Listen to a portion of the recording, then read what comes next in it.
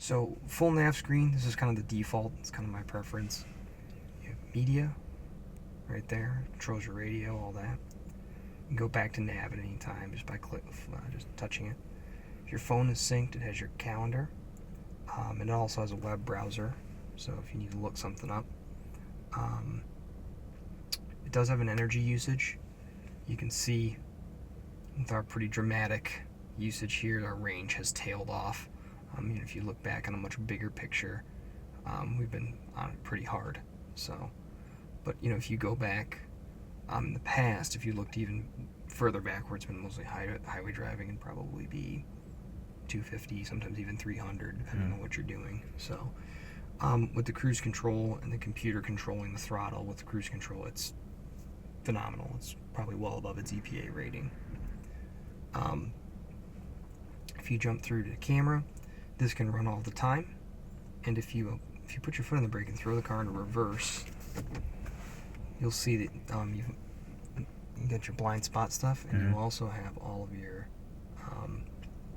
lines. So as you turn the steering wheel, and as you get closer to stuff, it will actually tell you how far it is away on here, which is really pretty wild. So I'm seeing 20 inches from your cabinet. So back in park's that button, and back to full nav.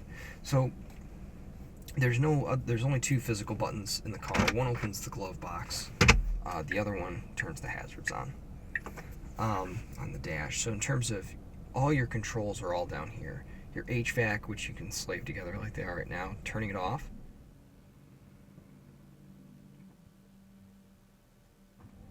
And turning it back on. And then it's got all the different settings here for, if you want to shut your AC off, things like that. Heated seats, radio, volume, and then controls here. So this is probably a little almost overwhelming to look at initially, but it starts with the sunroof. And this is your ability to haul it in and out and vent it. You have your driving modes. It has a slip start. This is to help you dig out of if you're stuck, say, in the snow, for example. It's kind of like a low range. Steering modes, we had it set to sport. It's a little tighter. Comfort is kind of reminds me of like an old Pontiac Bonneville. Creep means when you're stopped, it rolls like an automatic. Regenerative braking gives you the ability to turn down the ability, when you come off the gas.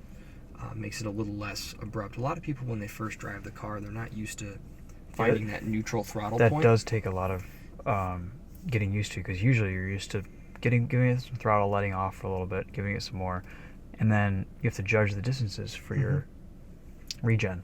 So it's a little different. Yeah, it is. It's taken, I'd say I've adapted to it in probably about 2 days of driving. On low, does it coast more? It or basically does it still coasts regen? more. Okay. It still regens, but it's not as aggressive, basically. Range mode, and if you don't know what something is, it'll tell you. This reduces your climate control, plays games with kind of motor torque and your throttle mapping and stuff like that. You can probably go a little further. This car's got the full heated seats. It's got the executive rear seating. So there's only 2 seats back there, and they're full size. Kind of a la Porsche Panamera, probably be the way to think about it. And you can just turn the seat heaters on. Up here, you turn your heated steering wheel, all that other good stuff. Trips, displays, you can adjust the brightness. Pretty straightforward to do. And then, if you want to see what it looks like during the day, for example, it's very bright. It seems very bright right now. In broad daylight, it's not that bright. Yeah, in direct sunlight. When you're in park, the emergency brake activates. You do have the ability to use the emergency brake while the car is driving. Above 5 miles an hour, the car will automatically shift into neutral and coast to a stop. Below 5 miles an hour, it will act like a brake. It will function like a regular emergency brake. And then you can also turn off all the power to the vehicle, all the vehicle systems, in the event of an emergency.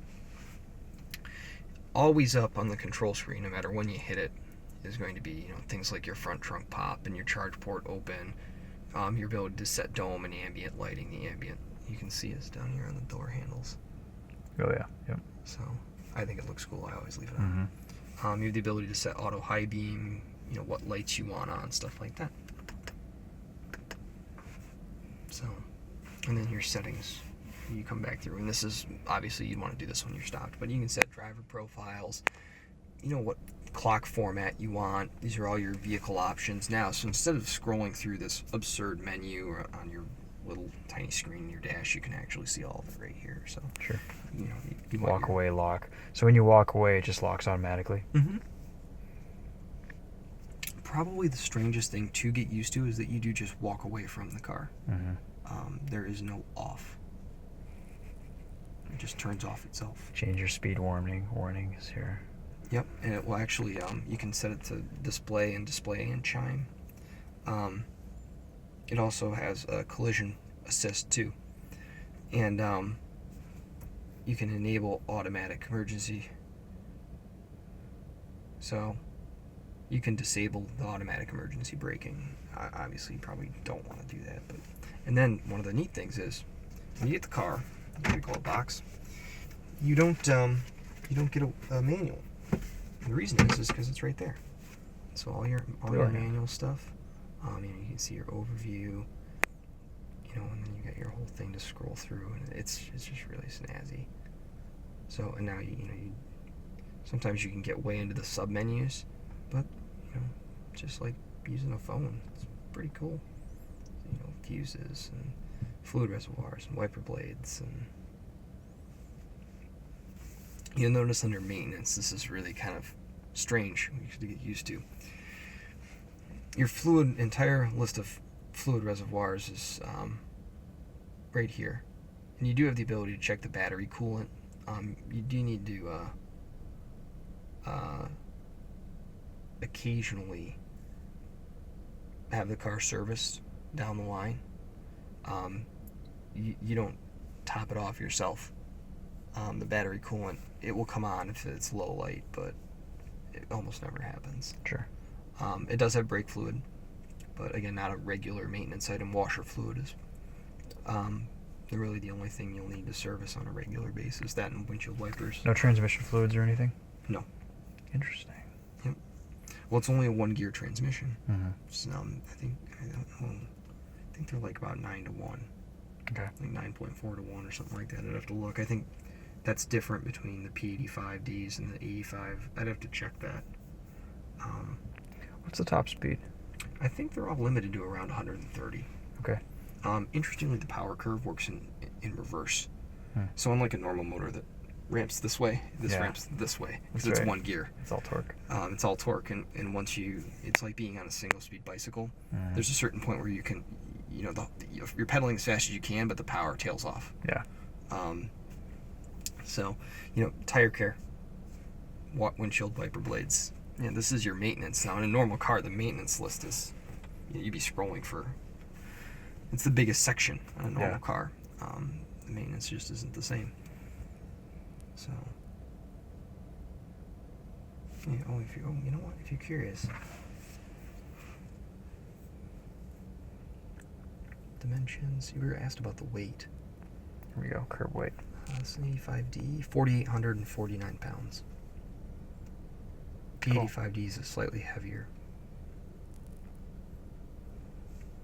So, a lot of manufacturers won't even tell you this. Mm-hmm. It's kind of fascinating. Yeah. Oh, fuses, okay.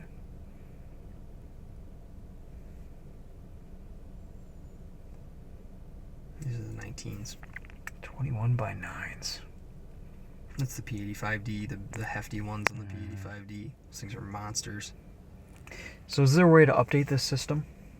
Automatically. Automatically, just through 3G? Yeah. It does it automatically? Yeah. Cool. So, you might have heard about that hack that occurred where the people broke into the car and, tore the dash apart to be able to hack the car. Mm-hmm.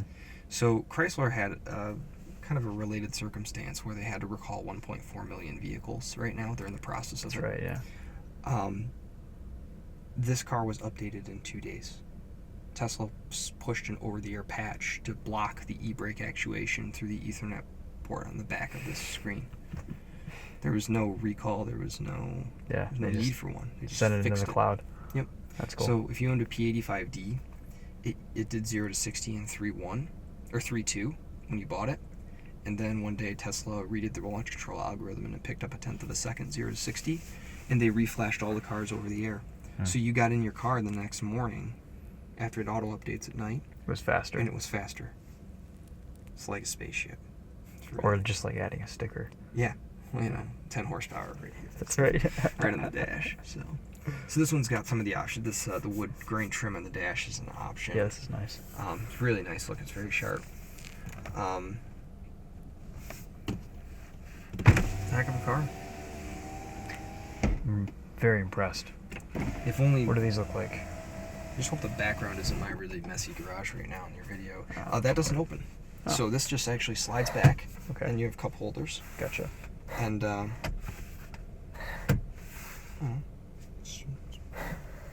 this is fixed back here as well. Although it does. You could do a video of me driving you around. That's right.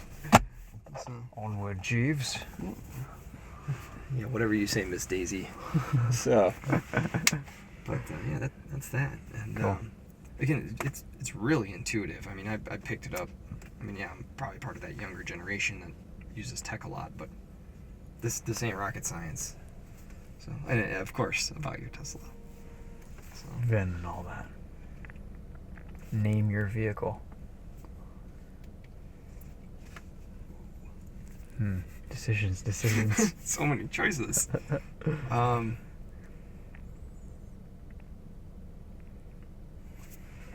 Ilana Muskie. Oh, can I use the hashtag? Oh, this is so much opportunity. Hashtag free Tesla. Free the Teslas. There it is. Hashtag free the Teslas.